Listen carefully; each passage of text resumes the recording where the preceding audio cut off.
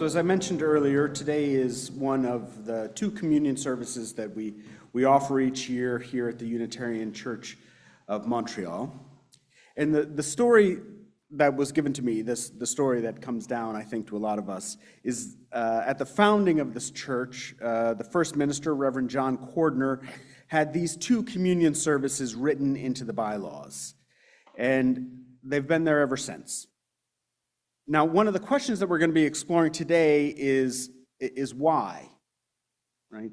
Not why did Reverend Cordner write them into the bylaws, but why, after nearly 200 years, have you kept them written into the bylaws? Because you've rewritten your bylaws many times in those times, but you've kept them. So what purpose do they serve? And I mean beyond nostalgia, because there are lots of things that you've let go of over the centuries. So why do we still do communion when almost no other Unitarian Universalist church does? And I want to be clear, I'm grateful that we do. I'm grateful that we do communion. But I also believe that we should know why we do these rituals.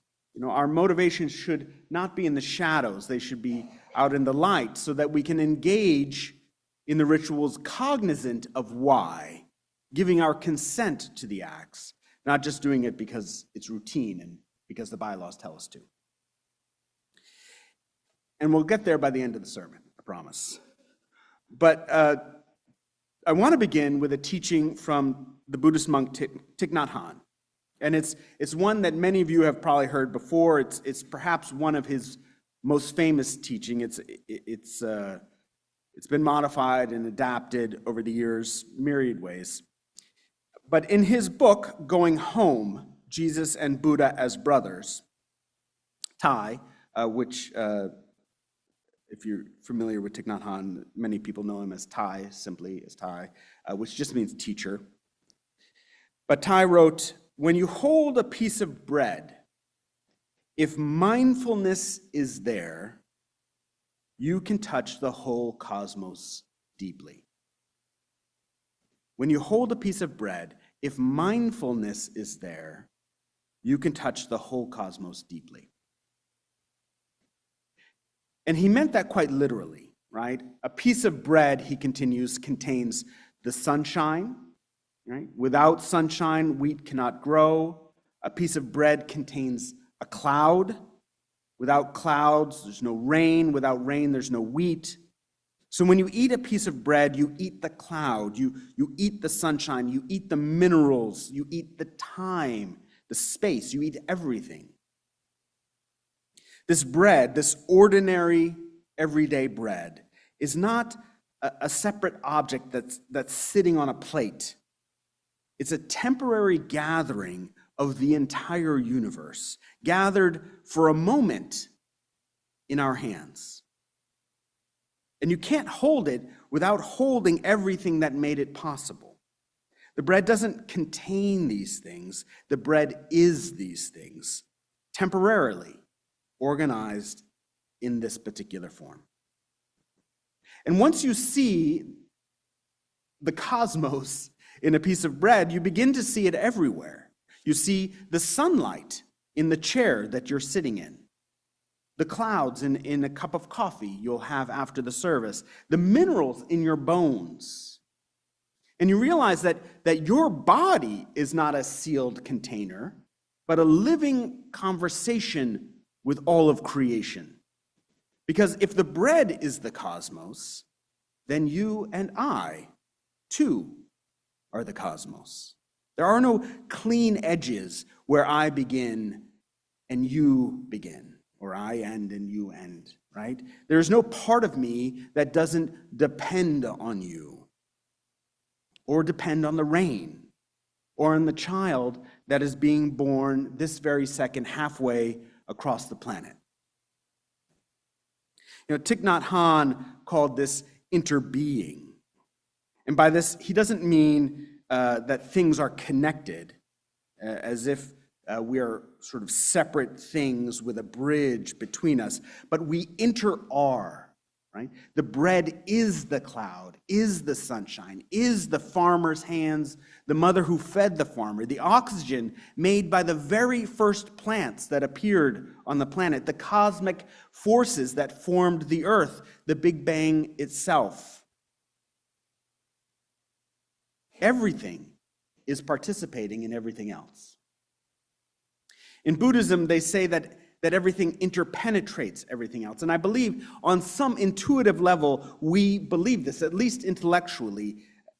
And I think this is one of the reasons why Buddhism has grown so popular so quickly, because there's just something true about it. There's something true about it. It's a beautiful thought.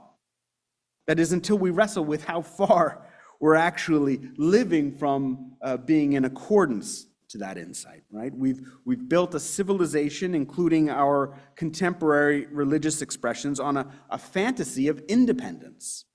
We treat the self as a project to perfect, not a relationship to nurture. And our spirituality has been colonized by the language of consumption. What do I get out of this sermon today? Suspect at best, right? But does it meet my needs? If not, this isn't right. And these questions, they sound quite innocent in a lot of ways, right? Partly because we're constantly prompted to think this way. But what is actually happening in this language of consumption is that it's breaking the bread apart into parts, right? Into pieces. And in doing so, it's breaking the cosmos apart. It is the opposite of communion. Because the truth is that you cannot hold a piece of bread without holding everything. And if you hold everything, then you are responsible for everything. And that's when this beautiful idea of interbeing collides with the terrible realization of what it means to live as if that were true, right?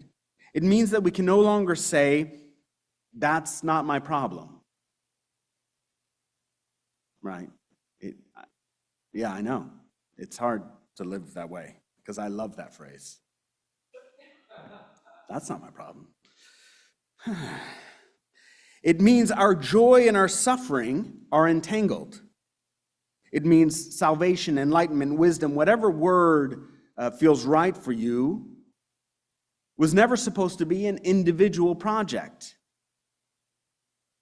It means that we were never meant to do this alone. So 2 weeks ago, during the service, our new member service, we raised our hands to be counted. We said yes to the grief and the heartbreak of the world, knowing that it is also the doorway to aliveness. We said yes to the commitment of being awake in a time and a culture that is begging us to stay numb. But waking up involves some risk because it rearranges our relationships. The moment that we stop numbing ourselves to the pain of the world rushes in. And the headlines stop becoming abstractions. They become personal, right? The unhoused people in the street aren't a symbol anymore. They're actually a mirror. The forest that's burning in another country starts to smell like something burning inside of us. And it's tempting at that moment to retreat into what I call the blockbuster church, the one that runs on nostalgia and comfort, that tells you that you've done your part just by showing up, a church that gives you spiritual entertainment and calls it faith. But that model is dying. Yeah? Churches are collapsing. That model is dying, and it should. And I use the term blockbuster because in the year 2000, some of you may know this story, in the year 2000, the founders of Netflix flew to Dallas to meet with the CEO of Blockbuster and offered to sell Netflix to Blockbuster for $50 million. And they were laughed out of the office. Yeah. At that time, Blockbuster was growing. It peaked, actually, 4 years later with 9,000 stores worldwide, more than 84,000 employees, and $6 billion in revenue. A new Blockbuster opened every 17 hours. But by 2010, just 6 years after that peak, it filed for bankruptcy with $1 billion in debt. And today, the current valuation of Netflix is $240 billion with 200 million subscribers. And the model of church that we've known, well, and the reason for that is they just did not read what was happening. It wasn't just like being able to tell, like see the future. They thought that it made more financial sense to charge people late fees than to actually give people what they wanted, which was convenience. They just didn't, they were just short-sighted. And the model of church that we've known for the last 100 years is a lot like Blockbuster Video. It's trapped in this very same thing that made it successful. It's structured around being served, not serving. In many places, it revolves around guilt and obligation and fear. And for some places, it's the inertia of habit rather than the energy of participating in something that is helping you awaken and helping the people in the chair next to you awaken. So when we gather only to feel better instead of invest in creating a world, we trade transformation for sedation. And the experiment we're engaging with here at the Unitarian Church of Montreal is the opposite of that. This is a place where people come not to consume inspiration, because Lord knows the minister is, like this on that, right? But to cultivate wisdom, which happens here, out with you. It's not to escape the world, but to re-enter it with open eyes and hearts. Because it means the purpose of church is not to make us feel good, but to help us feel more. Help us feel more. We gather here to expand the heart's capacity to grieve more deeply, to love more fully, to hold more of the world without collapsing. And this is what the mystics meant when they said salvation, not to escape the world, but to find the courage to bear it together. And in this paradox, the very pain that once made us hide from one another, I loved the example of AA, right? The very pain that people were going through, they found salvation in sharing it with one another. That is the beauty of the 12-step program, right? Leaving all the other stuff aside. So the very pain that makes us want to hide becomes the bond that rejuvenates us. Your grief, my grief. They are different rivers, but they are feeding the same ocean. And when we face them together, something holy happens. And this is the point where that old story falls apart, right? The myth of independence, the fantasy of being fine on our own. That doesn't hold up in the light of interbeing. Because if the bread is the cosmos, then so are we. Right? And that means that our lives are meant to feed one another. The word companion, the word we use for people who we journey with, comes from the Latin cumpanas, with bread. I was doing I have no truth to this at all. But I was reading up on this, and I came across this line that talked about the French word, copain. Copain. Right? Right in it, bread, with bread. And yet, this is a person we love and adore, right? Right in there, bread. companion is literally someone you break bread with.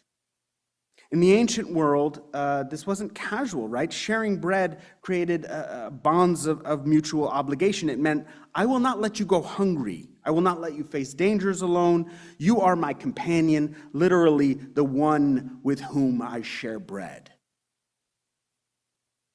And the bread we're going to eat today is a symbol. It is a symbol. It is a prism through which we can see all of the companions we have been traveling with. The eating of bread has been sacred around the world because there is a truth to it that both the Buddha and Jesus talk about. Right? Awakening happens together. Jesus did not say, where one person prays alone, there I am. He said, where 2 or 3 are gathered, there I am. Right? He formed a community, ate with them, and then said, this is my body, not his individual body, but the body that they became together. And the Buddha taught that the Sangha, the community, was one of the 3 jewels, equal to the truth of the path and the teaching that guided the people to awakening to the truth. But to become a Sangha, a community committed to awakening, means that we have to give up something precious. Precious, really, for lots of people, but boy, Unitarian Universalists love this one so much. And it is the illusion of control. It's the illusion of control. And we love it so much because so many of us are quite entitled. And so we walk through life believing that we did this, when in fact, so much was given to us. The illusion of control, which also means when we're out of control, it feels really disorienting. It means realizing that your spiritual progress is not measured by how calm you feel, but by how much of the world your heart can hold. Because belonging cuts both ways. When you share bread, you share hunger. When you share joy, you share responsibility for its source. And this is the great crisis that's happening in churches today. The choice churches are facing is to either stay safe in our individuality, keeping church as a place of comfort and consumption, or stepping into the discomfort of interdependence, where we are needed and accountable and responsible for one another's being.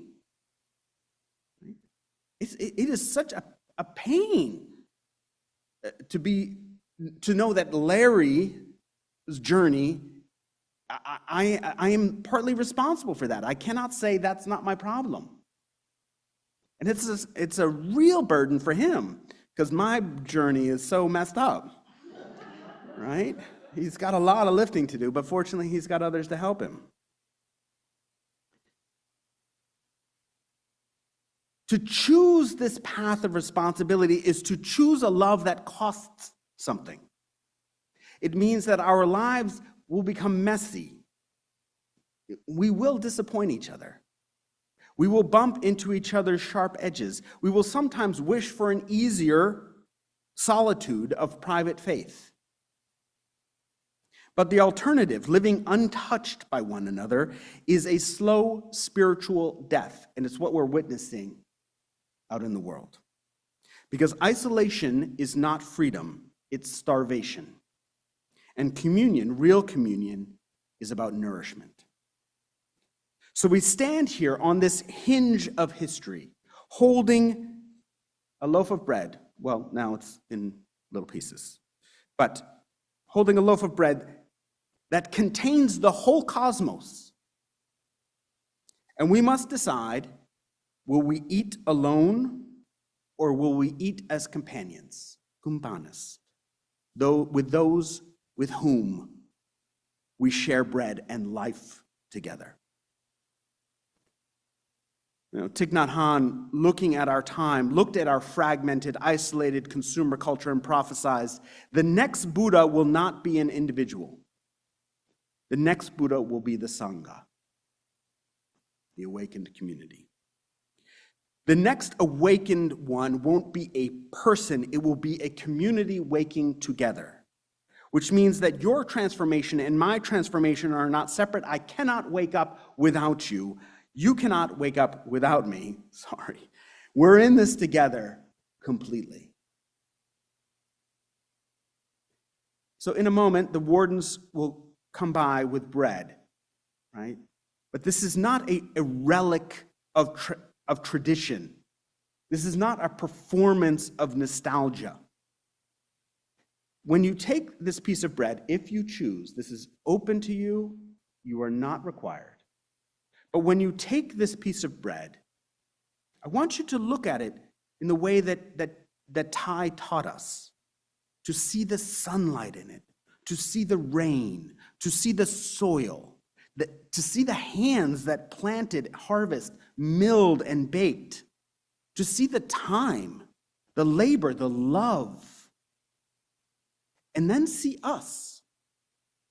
When you eat the bread, you are consuming us, right? This congregation, this moment in time, this fragile and holy experiment in belonging. You are eating the possibility of what we could become if we truly practiced interbeing. Every crumb contains the invitation to stop being passengers and becoming crew on this blue boat home, right? To move together towards the shore of a new kind of church, one that is less about the right belief and more about deep belonging, less about certainty and more about wisdom, less about being served and more about serving the world so that it has a chance to awaken. Now, this ritual seems simple, but it can be quite countercultural because in a culture that worships the individual, every act of sharing is resistance. So when you get it, we'll eat it mindfully, slowly, tasting the sun, tasting the rain, tasting the hands that made the bread, tasting the life of the person who gave it to you. When Thai said the next Buddha is not going to be an individual, the next Buddha is the Sangha, he was not speaking metaphorically. He was naming this moment we're about to be in. The next Buddha will not be found under a tree. The next Buddha will be found wherever people awaken together, where they practice mindfulness, where they practice compassion, and they practice courage in community. This is the transformation that we are called to embody, to become a community that doesn't just talk about interdependence, but lives it, that doesn't just seek wisdom, but practices it. So the bread we share today is a sacrament of that process. And this is why I believe Reverend John Cordner wrote communion into our bylaws. Because he understood that without a shared, embodied ritual of connection, the congregation would forget what it means to belong. Communion was never about preserving a Christian ordinance. It was about safeguarding a practice that could anchor this congregation's transformation from passive observer to active companion, from people who literally and spiritually share bread as a way of remembering that awakening is something we do together, not alone. So as we step into this ritual, I invite you to come as companions, kumpanas, those who share bread and life. Come as a seeker who know that the only way to save the world is to love it together. Come not to remember what has been lost, but to begin again. Will the wardens please come forward to pass out our bread?